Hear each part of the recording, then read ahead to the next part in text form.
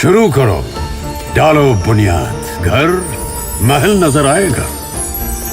Wonder लाइए, wonder अपनाइए, फर्क नजर आएगा। वंडर सीमेंट, फर्क नजर आएगा। नमस्कार, मैं हूं रविंद्र जैन और आप देखना शुरू कर चुके हैं सबकी खबर। मध्य प्रदेश में पर्यावरण की अनुमति देने का अधिकार केवल और केवल सिया को है। सिया एक ऐसा संस्थान है जो मध्य प्रदेश में जितने भी प्रोजेक्ट चल रहे हैं जिसमें पर्यावरण के नुकसान होने की संभावना है उसमें ईसी जारी करती है, यानी कि एनवायरनमेंट क्लियरेंस जारी करती है। और इसके लिए भारत सरकार बाकायदा यहाँ एक चेयरमैन की नियुक्ति करते हैं। बेशक वो नियुक्ति मध्य प्रदेश सरकार की अनुशंसा पर होती है, लेकिन नियुक्ति का आदेश भारत सरकार निकालती है और उन्हें सचिवालय देने का काम मध्य प्रदेश सरकार करती है। जनवरी 2025 में सिया के नए चेयरमैन बनाए गए थे मध्य प्रदेश कैडर के रिटायर आईएएस शिव नारायण सिंह चौहान। और शिव नारायण सिंह जी चौहान बनने के बाद में अभी हम कुछ दिन से देख रहे हैं कि अधिकार सिया को है, सिया के चेयरमैन को है, लेकिन उन अधिकारों में इंटरफेरेंस कर रहे हैं मध्य प्रदेश के प्रमुख सचिव पर्यावरण विभाग। उन्होंने पिछले दिनों 237 ऐसी ईसी जारी कर दी है, इन्वायरमेंट परमिशन जारी कर दी है, क्लियरेंस जारी कर दी है जो उन्हें अधिकार नहीं था, एक्ट में उनको अधिकार नहीं था। और यह भी पत्राचार हुआ, सिया के चेयरमैन ने ये पत्र मुख्य सचिव को, प्रमुख सचिव को और भारत सरकार को लिखे, मुख्यमंत्री के संज्ञान में आया तो ऐसा लगा कि इन पर कोई विवाद चल रहा है। सच्चाई है कि इन्होंने अपने अधिकारों की बात की थी, प्रमुख सचिव को पास कोई जवाब नहीं था तो उन्होंने इनके कार्यालय को सील करने की कोशिश की और ये विवाद को जबरदस्त सड़क में लाने की कोशिश की। इससे मध्य प्रदेश में विवाद की स्थिति बनी है। आज मैंने सिया के चेयरमैन को अपने दफ्तर में बुलाया है, मैं उनसे बात करूंगा, लेकिन उसके पहले मैं आपको बता दूं, आज के यदि आप अखबार उठा के देखेंगे, भास्कर हो, पत्रिका हो या दूसरे अखबार हो, उसमें लिखा गया है कि अब सिया के चेयरमैन पर भ्रष्टाचार का आरोप, और इस पूरे आरोप में वर्तमान चेयरमैन पर आरोप लगाए गए हैं। और इन आरोपों पर विधायक के एक पत्र का हवाला है और ये विधायक है बौरीवंश से प्रभात प्रणय पांडे, जो विधायक है भारतीय जनता पार्टी के, उनके एक पत्र के हवाले से खबर छापी गई है। मैं अब आपको बता दूं, मैंने आपसे कुछ देर पहले प्रभात प्रणय पांडे जी से बात की और उनसे पूछा कि मौजूदा सिया चेयरमैन जो हैं उन पर क्या आरोप आपने लगाए हैं और क्या वास्तव में उन्होंने कोई करप्शन किया है। तो पांडे जी का कहना था नहीं, ये जो सिया के चेयरमैन हैं इन पर कोई आरोप नहीं है, इनके पहले जो अरुण भट्ट साहब थे उन्होंने कोई अनुमतियां दी थी, मैंने वो लिखा था। अब आप सोचिए कि विधायक ने पत्र लिखा था पुराने सिया चेयरमैन को लेकर और वर्तमान चेयरमैन को लेकर ये पत्र अब जाके निकाले गए और मीडिया को दिए गए हैं।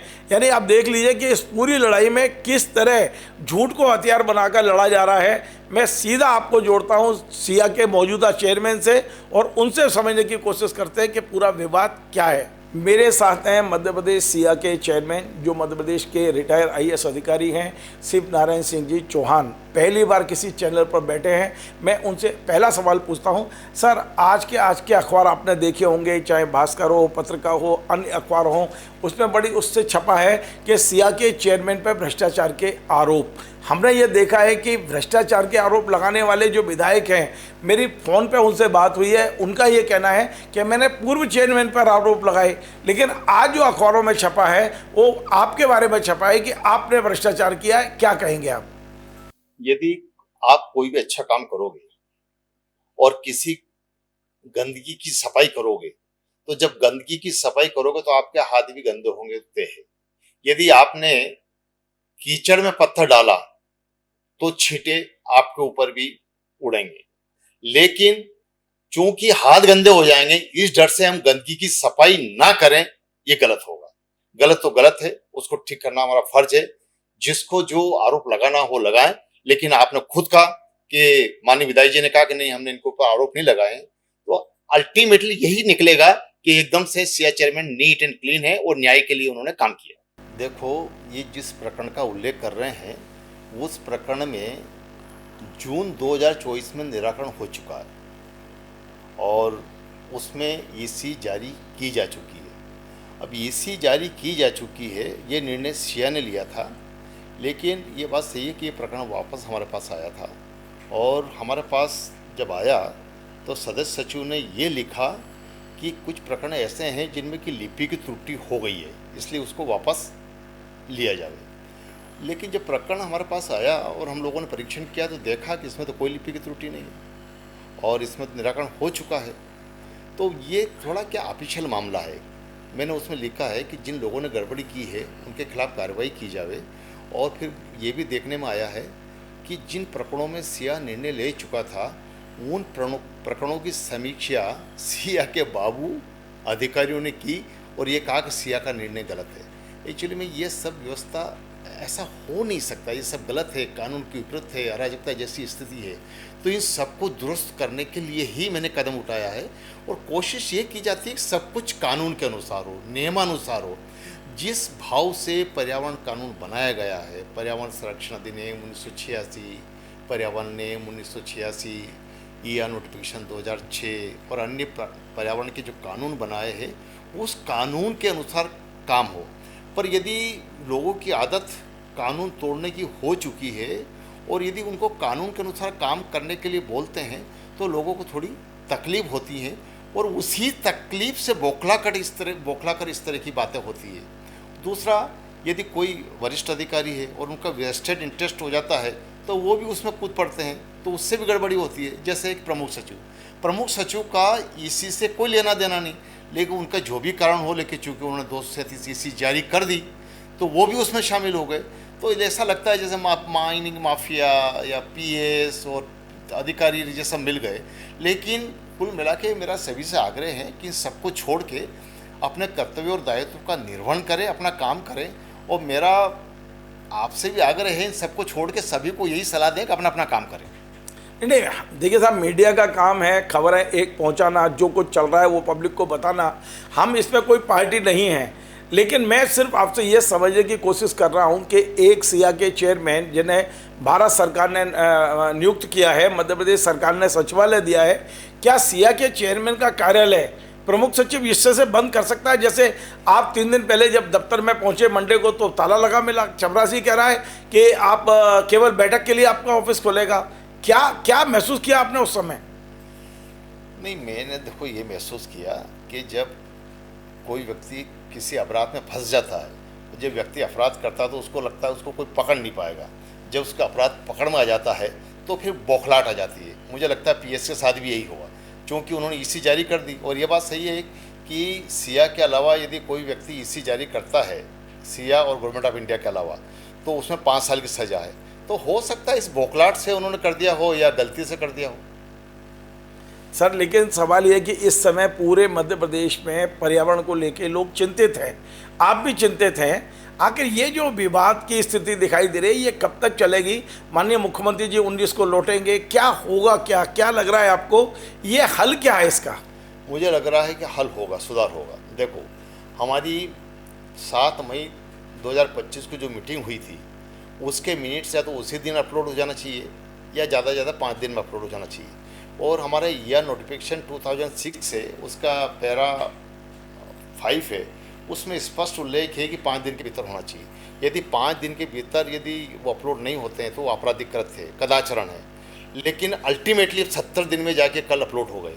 तो चूंकि उसमें सुधार हुआ तो मुझे उम्मीद है कि आगे भी सुधार होगा, आगे मीटिंग भी होगी और पर्यावरण कानून का पालन होगा। जब हमारे पास केस आएंगे तो हम परीक्षण करके नियमानुसार उसमें कार्रवाई करेंगे। सर, 1-2 छोटे और अंतिम सवाल है मेरे।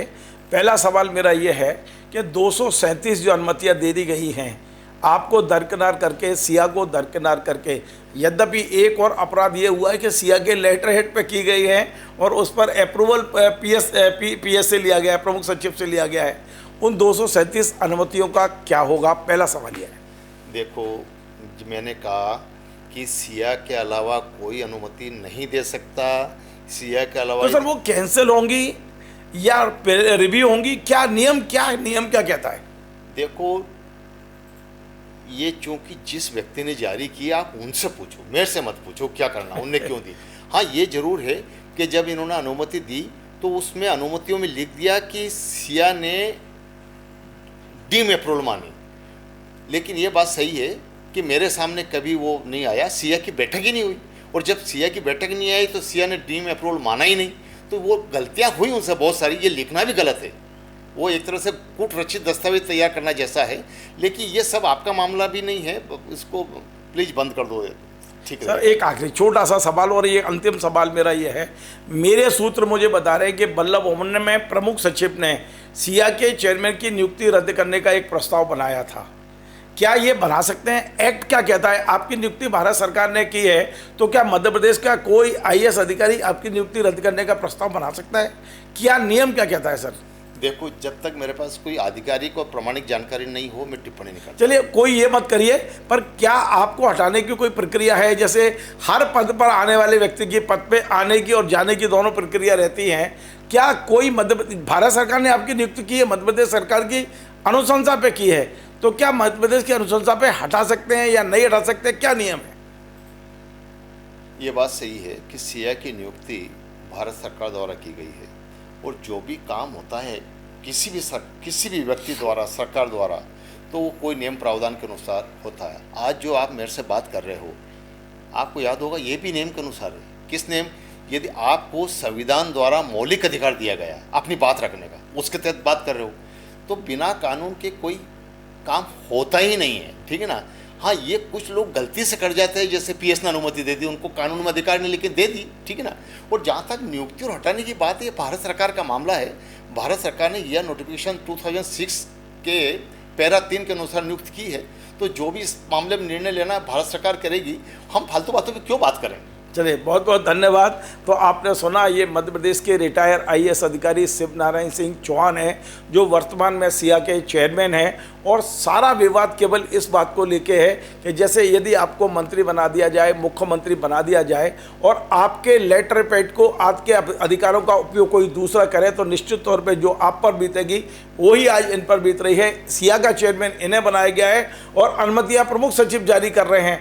और सबसे बड़ी गलती करने के बाद भी गलती स्वीकार नहीं कर रहे हैं। ये प्रावधान में लिखा है कि 5 साल की सजा का प्रावधान है, लेकिन मानने को तैयार नहीं है। और जब सिया के चेयरमैन इस बात की जानकारी प्रमुख सचिव को या मुख्य सचिव को या भारत सरकार के अधिकारियों की जानकारी में ला रहे हैं, तो लोग कह रहे हैं कि आप विवाद कर रहे हैं, आप सरकार की बदनामी कर रहे हैं। इसमें सरकार की बदनामी क्या होगी, ये जवाब यदि प्रमुख सचिव देना चाहें तो इस स्टूडियो में, इसी कुर्सी पे मैं उन्हें आमंत्रित करता हूं, या वे मुझे बुला लें या वे वीडियो बनाकर भेज दें। मैं आज चैलेंज कर रहा हूं और मैं आपको विश्वास दिला रहा हूं, आपका पूरा के पूरा जो आप वीडियो बनाएंगे वो भी मैं चलाने को तैयार हूं। लेकिन आपको हमारा ये कार्यक्रम पसंद आए तो आप इसे शेयर करें, लाइक करें, कमेंट करें। आपसे बार बार निवेदन है, हमारे इस चैनल को सब्सक्राइब अवश्य करें। धन्यवाद।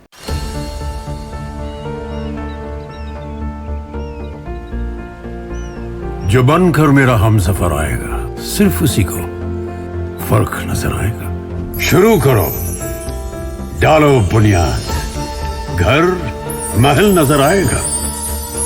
वंडर लाइए, वंडर अपनाइए, फर्क नजर आएगा। वंडर सीमेंट, फर्क नजर आएगा।